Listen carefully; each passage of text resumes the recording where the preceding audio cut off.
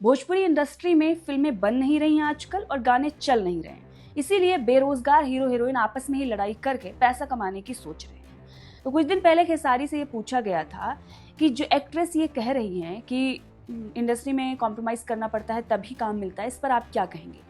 जिस पर उन्होंने जवाब दिया, उन्होंने कहा कि जो महिलाएं ये कह रही हैं, जो एक्ट्रेस आकर बोल रही हैं कि कॉम्प्रोमाइज़ करने के बाद ही सब कुछ मिलता है, तो आपको भी कॉम्प्रोमाइज़ करके ही मिला होगा, आप वहाँ तक कैसे पहुँच गए? तो खेसारी ने जो बयान दिया उसकी बहुत चर्चा हुई, कुछ लोग सपोर्ट में आ गए कि वाह वाह क्या बोल दिया खेसारी ने। लेकिन इस पर अंजना सिंह ने जवाब दिया और उन्होंने मौगा स्टार उन्हें बोल दिया। इतना ही नहीं, काफ़ी कुछ उन्होंने उन पर इल्ज़ाम लगाए, जिसके बाद उनके कुछ समर्थक आ गए उनके खिलाफ बोलने के लिए। खेसारी की तरफ से जो भी बयानबाजी की जा रही थी, अब उस पर अंजना ने एक बार फिर से कटाक्ष किया है और जमकर उन्होंने लताड़ा है। एक वीडियो उनका वायरल हो रहा है। क्यों भिड़ी हैं अंजना सिंह, आप वीडियो देखकर समझ सकते हैं। सुन दाढ़ी वाले चाचा कम चमचा सुन। क्या बोला कि लखनऊ में आओ दिखाऊंगा तो देख नहीं पाओगे। ऐसा क्या है भैया, क्या दिखाना चाहते हो और क्या मैं देख नहीं पाऊंगी? चाचा कम चमचा क्या दिखाना चाहते हो? और आप जिसका नाम ले और तू जिसका नाम ले रहा है ना अखिलेश चमचा, वो तो जग जाहिर है तुम्हारे भैया न जाने उनका कितना खाए हैं। हाँ बहुत खाए हैं, पूछना बताएंगे। अच्छा वो सब छोड़ो, तुमको ये पता है कि नहीं पता है? तुमको मैं याद दिलाती हूँ, तब तो तुम थे भी नहीं, तब उनके पास कोई और लोग थे, तब तो तुम थे भी नहीं।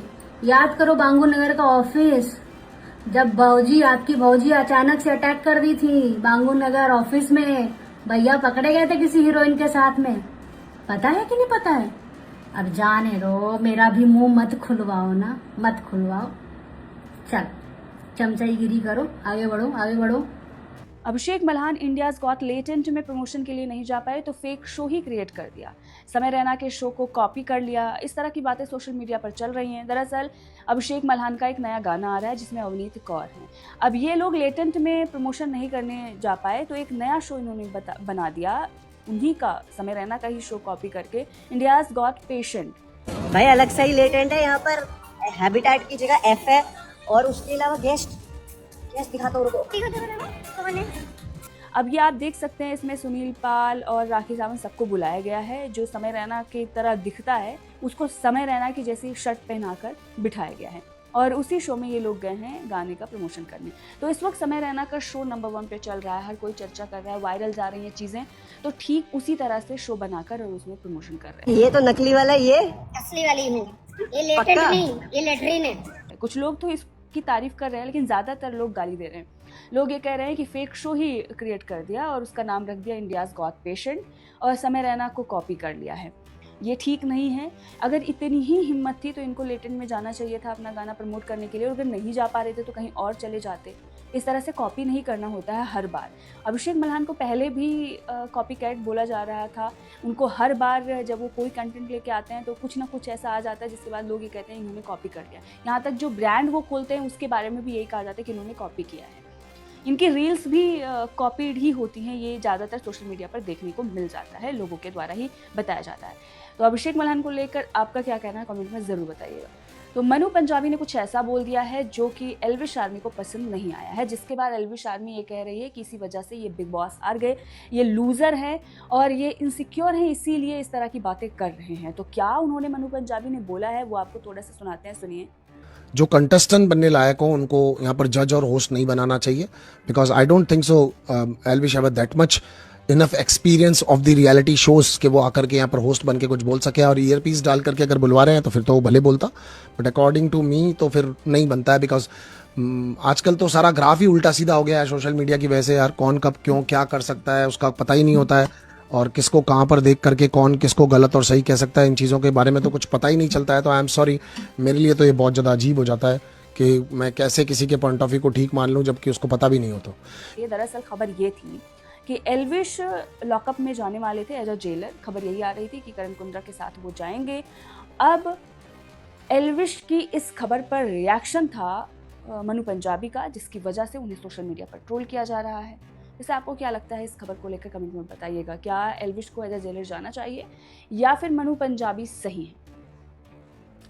लॉकअप में ये वाला सीन देखने के बाद मुझे ऐसा लग रहा है कि हर्षद को शो में जाने की ज़रूरत नहीं थी, हॉस्पिटल जाने की ज़रूरत थी, क्योंकि वो नॉर्मल बिल्कुल भी नहीं लग रहे हैं। अगर मान लीजिए शिवांगी तुम्हारे पास रोते हुए आ भी गई तो पूछना चाहिए था कि क्या हुआ। वो ये देखते ही भड़क जाते हैं और वहाँ से जाते हैं। उसके बाद शिल्पा हो या और लोग ये डिस्कस कर रहे होते हैं कि शिवांगी कुछ ज़्यादा ओवर एक्टिंग करती है। ठीक है, मान लीजिए उसने जो थोड़ा ओवर एक्टिंग किया या उसे ज़्यादा फील हो गया, वो चली गई हर्षद के पास क्योंकि वो अपना दोस्त उन्हें समझती होंगी, काफ़ी लंबे समय से उनके साथ काम भी कर रही थी। लेकिन हर्षद को भी थोड़ा नॉर्मल इंसान की तरह रिएक्ट करना चाहिए। वो इतना ज़्यादा अग्रेसिव हो जाते हैं कि अटैक करने के लिए वहाँ से भागते हैं, उनको रोका जाता है। ये सब देखकर जो लोग ये कह रहे थे कि भाई एक ऐसा इंसान मेरे लाइफ में भी होना चाहिए जो इस तरह से सपोर्ट करे, भाई ऐसे इंसान के साथ तो रहना भी मुश्किल हो जाएगा। ऐसे सनकी इंसान के साथ कौन रहेगा। शायद सही थी श्रेया इनके बारे में कि इतना एरोगेंस है इनके पास, इसी वजह से इनकी गर्लफ्रेंड ने छोड़कर चली गई या इनकी शादी नहीं हो रही है, क्योंकि नॉर्मल इंसान की ज़रूरत होती है भाई। वैसे ही लाइफ में इतने टंटे होते हैं और अगर तुम्हारा पार्टनर भी इस लेवल का निकल जाए तो तुम क्या करोगे। तो भाई नयनदीप का एक बार फिर से बवाल देखने को मिल रहा है सोशल मीडिया पर। अब शायद उन्हें शो में कास्ट नहीं किया गया है या क्या उनके साथ हुआ है जिसकी वजह से वो भड़ास निकाल रहे हैं और ये कह रहे हैं कि पॉडकास्टर की कोई इज्जत नहीं है, अगर कोई कंटेंट बना रहा है उसकी इज्जत नहीं है, कोई कोरियोग्राफर है तो उसकी इज्जत नहीं है, सिर्फ स्प्लिट्सविला जिसने किया उसी की इज्जत है। क्या कह रहे हैं सुनिए, आप खुद ही सुन लीजिए। पॉडकास्टर्स की कोई इज्जत नहीं है। फालतू, ये तो पॉडकास्टर्स तो हमारे पीछे पागल हो जाते हैं। पॉडकास्टर्स की कोई इज्जत नहीं है, कोरियोग्राफर्स की कोई इज्जत नहीं है। सिर्फ और सिर्फ जिन्होंने स्प्लिट्सविला और रोडीज किया है उन्हीं को इज्जत मिलेगी। सो गाइज, कल आकांक्षा और गौरव खन्ना के वीडियो पे कुछ लोगों ने कमेंट्स करे कि भाई इट्स हर चॉइस, वो बच्चे पैदा करना चाहती है या वो अपना करियर बनाना चाहती है। तो मैंने तो ऐसा नहीं बोला उनको कि आप अब बच्चे पैदा कीजिए। मैंने सिर्फ इतनी बात रखी कि वो दुनिया के आगे इतना प्यार करने वाले कपल्स बन रहे हैं, सबको इतना प्यार करना वाला, मतलब ऐसा दिखा रहे हैं कि हम जैसा प्यार कोई कर ही नहीं सकता। कि गौरव खन्ना बिग बॉस में बोलते हैं कि भाई मेरी वाइफ को बच्चे नहीं चाहिए और उससे मैं टोटली एग्री हूं। तो ऑल ऑफ सडन जो आकांक्षा है वो लॉकअप में आके ये कैसे बोल सकती है कि भाई उसको अब बच्चे चाहिए और मैं इस चक्कर में उसे छोड़ रही हूं। तो ये बहुत ही मैनिपुलेटिंग चीज है। मैं आपको बता दूं, मैंने सिर्फ इतना बोला कि शादी से पहले ये दोनों डिस्कशंस कर लेते कि भाई तुझे बच्चे चाहिए, मुझे नहीं चाहिए, तो इनकी शादी नहीं होती और आज तलाक नहीं हो रहा होता। बिकॉज आपको तभी समझ में आ जाता है कि आप ये चीज उसकी फुलफिल नहीं कर सकते हो तो भैया नहीं होगा, नहीं चल पाएगा। कल को उसको चाहिए होंगे तो नहीं चल पाएगा। और दूसरी चीज, आप अगर ये बोलोगे ना कि करियर बनाने के लिए बच्चा पैदा ना करना कोई रीजन है, तो भाई बच्चा पैदा करने के बाद भी इस दुनिया में बहुत सी महिलाएं हैं जिनका करियर बन जाता है और बना लेती हैं। जिनके अंदर टैलेंट है वो बना ही लेंगी। उसमें कोई, अगर ठीक है, अगर वो बच्चा पैदा करने की फीलिंग्स में नहीं है और वो मतलब उस माँ वाली फीलिंग ही नहीं है उनके अंदर, तो कोई प्रॉब्लम नहीं है, वो नहीं कर रही है, ये अच्छी चीज है। बट अगर आप इतना प्यार करने वाले कपल बन के दिखा रहे हो और ऑल ऑफ सडन आप ये बता रहे हो कि ये रीजन है मैं तलाक दे रही हूँ, या वो अगला बंदा जो कह रहा था मेरे को तो बच्चे कभी चाहिए ही नहीं, कोई बात नहीं, मेरी बीवी जैसे खुश है, और ऑल ऑफ सडन तुम तलाक ले रहे हो इस बात का, तो ये रॉन्ग है। तो मैंने सिर्फ इतना रॉन्ग बताया है कि यार अगर आप प्यार कर रहे हो तो आप अंडरस्टैंड कर सकते हो एक दूसरे को। तो ये मैनिपुलेट किया जा रहा है, किसी की स्टेज पे जाके ये बोला जा रहा है नेटफ्लिक्स पे कि भैया इसको तो बच्चे नहीं, उसको बच्चे चाहिए तो मैं तलाक ले रही हूँ। कोई रीजन नहीं है भाई। ये आप मेरे को किसी को थोपना नहीं है, मैं कौन होती हूँ उसको थोपने वाली कि भाई तू बच्चे पैदा कर, उसकी चॉइस है भाई। लेकिन जो आप मैनिपुलेट कर रहे हो उस पे बात हो रही है यहाँ।